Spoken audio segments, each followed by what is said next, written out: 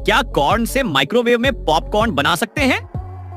ये देखने से पहले मेरे हैंडसम और ब्यूटीफुल व्यूअर्स मेरे चैनल को लाइक और सब्सक्राइब करें।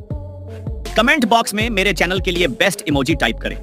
ज्यादातर लोग सोचते हैं कि जो मक्का हम उबाल कर खाते हैं उसी से पॉपकॉर्न बनता है, लेकिन यह सच नहीं है।